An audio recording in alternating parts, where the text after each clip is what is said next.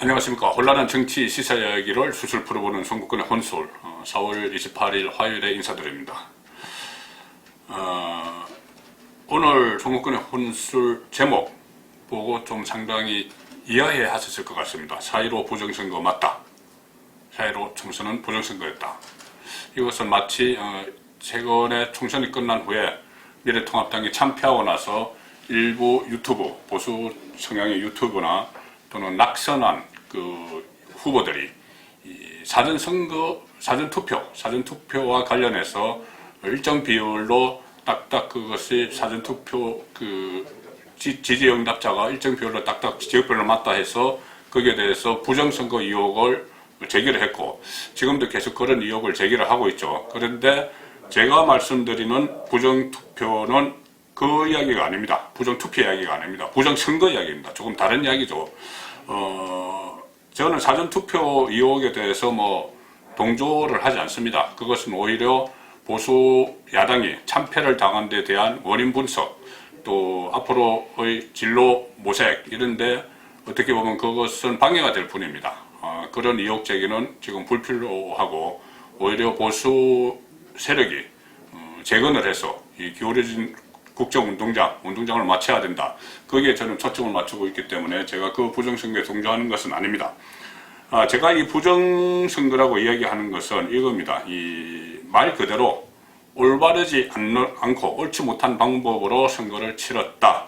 이것은 무슨 말씀이냐면은 오거돈 그 성추문 사건, 또는 김남국 그 후보자의 어떤 성인 팟캐스트 출연, 또 여러 가지 논란들이 있었는데 그 논란들을 다 선거 승리를 위해서 그 논란들을 정정당당하게 대처해서 나가지 못하고, 집권 세력에서 나가지 못하고 그것을 오직 선거 승리에만 초점을 맞춰서 부정하고 부당한 일을 한 의혹이 있다. 그 말씀을 드리는 겁니다. 당장 그 여성의 인권을 보호를 하고 사회 정의를 바로 세우고, 특히 고위공직자의 비위 이런 것을 엄중히 단속해야 할 그 책임이 있습니다. 책무죠. 정권에서 국정 운영을 하는 집권 세력의 책무입니다. 그런데 그런 것들을 다 뒤로 제치고 오직 선거 승리를 위해서 올바르지 못한 일을 했다. 이 점을 지적하기 위해서 제가 부정선거였다 이렇게 말씀을 드리는 겁니다. 자, 당장 오늘 나온 소식도 좀 그 의미가 있는 소식이 하나 있습니다. 그 더불어민주당, 집권 여당의 비례정당, 위성정당이죠. 더불어시민당이 오늘 양정숙 비례대표 당선자, 그 비례 후보 15번이었습니다. 양정숙 당선자를 제명을 하고, 지금 선거가 끝난 지 열흘 조금 지났는데 제명을 하고, 사퇴하지 않으면 검찰에 고발하겠다 이렇게 밝혔습니다. 이게 무슨 말이냐면은 변호사 출신이죠. 양정숙 당선자가 중앙선거관리위원회에 92억 원 재산을 신고했는데, 이것이 4년 전에 총선에 출마했다가 낙선했는데 그때 신고액이 49억 원이었으니까는 무려 43억 원이 늘어났습니다. 4년 사이에. 그런데 그 재산 내용을 보니까 서울 강남구 대치동, 서초동, 서초구 서초동, 송파구 송파동 이런 데 아파트를 비롯해서 5채의 부동산을 신고했는데, 이 중에 일부 아파트와 건물 매입 과정에서 동생의 명의를 도용해서 세금을 탈루했다. 이런 의혹입니다. 이 부분은 부동산 정책에 사활을 걸고 있는 현 정권과 전혀 맞지 않는 그런 후보였던 것이죠. 그런데 문제는 총선 며칠 전에 이 양 당선자 의혹 관련 보도가 나왔는데 그때는 이 총선 전이라서 어떤 제명하거나 이런 조치를 전혀 취하지 않았습니다. 전혀 취하지 않다가 만약에 그때 제명을 하고 이 파장이 일어나면은 전체 선거에 영향을 미칠 거라고 판단을 했겠죠. 그러니까 그때는 그냥 묵혔습니다. 묵히고 선거가 끝나서 다 이기고 나니 지금 와서 이것이 또 언론에 취재가 들어가고 또 수사가 들어갈 가능성이 있으니까는 지금은 그냥 제명시키겠다는 겁니다. 선거 끝났으니까 정리시키고 그 다음 순위 16번 그 이후에 그 17명 당선돼 지금 18번 다시 올리면 됩니다. 그러니까는 한 사람 제명시키면서 꼬리 자르기를 하는 것이죠.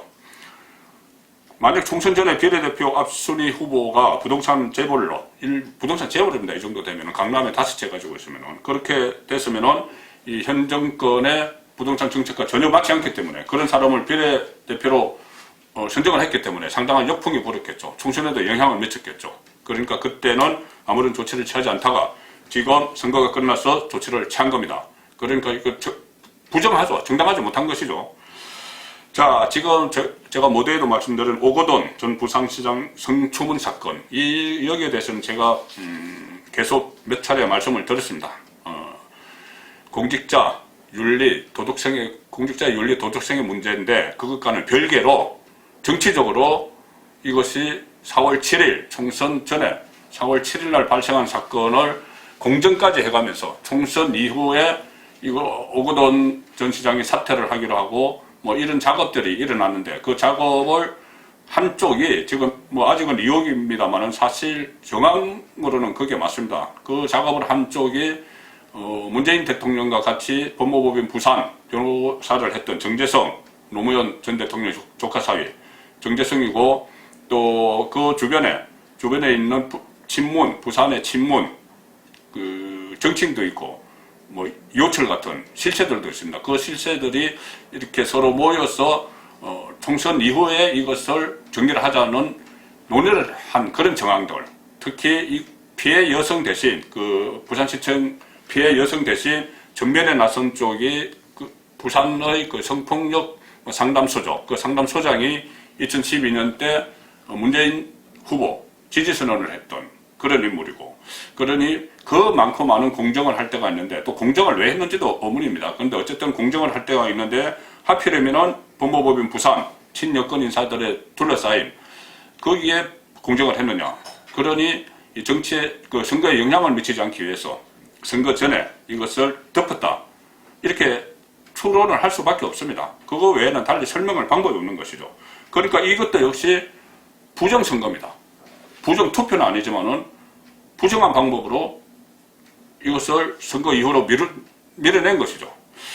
자, 이런 상황에서 여러 가지가 있습니다. 뭐 박원순 서울시장 그 비서실의 그 성추문, 그 직원들 간의 성추문, 그것도 총선 전날 벌어졌는데 그것이 후에나 나중에 또 밝혀진 것도 있고, 또 조국 수호자를 자처하는 김남국 당신자, 총선 직전에 그 성인용 팟캐스트 출연한 게 알려지면서 여성 비하 농담을 하고 이런 방송 출연한 사실을 알려졌죠.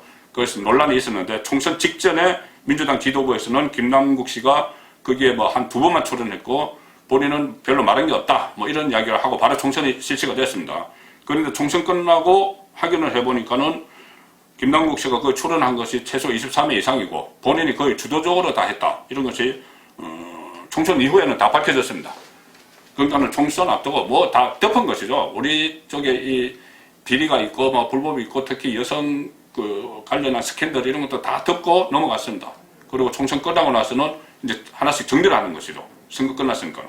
이것을 저는 그 부정선거라고 보는 것입니다.